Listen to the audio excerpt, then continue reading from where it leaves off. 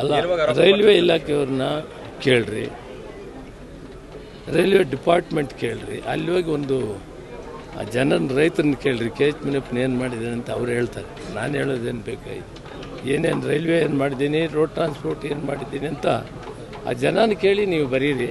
ಅಲ್ಲ, ರೈಲ್ವೆ ಇಲಾಖೆಯವ್ರನ್ನ ಕೇಳ್ರಿ, railway department ಕೇಳ್ರಿ, ಅಲ್ಲಿ ಹೋಗಿ ಒಂದು ಜನನ ರೈತರನ್ನ ಕೇಳ್ರಿ, ಕೆ ಎಚ್ ಮುನಿಯಪ್ಪನ ಏನು ಮಾಡಿದ್ದಾನೆ ಅಂತ ಅವ್ರು ಹೇಳ್ತಾರೆ.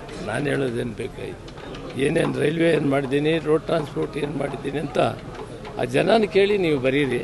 ಅಲ್ಲ, ರೈಲ್ವೆ ಇಲಾಖೆಯವ್ರನ್ನ ಕೇಳ್ರಿ, ರೈಲ್ವೆ ಡಿಪಾರ್ಟ್ಮೆಂಟ್ ಕೇಳ್ರಿ, ಅಲ್ಲಿ ಹೋಗಿ ಒಂದು ಜನನ ರೈತರನ್ನ ಕೇಳ್ರಿ, ಕೆ ಎಚ್ ಮುನಿಯಪ್ಪನ ಏನು ಮಾಡಿದ್ದಾನೆ ಅಂತ ಅವ್ರು ಹೇಳ್ತಾರೆ. ನಾನು ಹೇಳೋದೇನು ಬೇಕಾಗಿತ್ತು, ಏನೇನು ರೈಲ್ವೆ ಏನು ಮಾಡಿದ್ದೀನಿ, ರೋಡ್ ಟ್ರಾನ್ಸ್ಪೋರ್ಟ್ ಏನು ಮಾಡಿದ್ದೀನಿ ಅಂತ ಆ ಜನನ ಕೇಳಿ ನೀವು ಬರೀರಿ.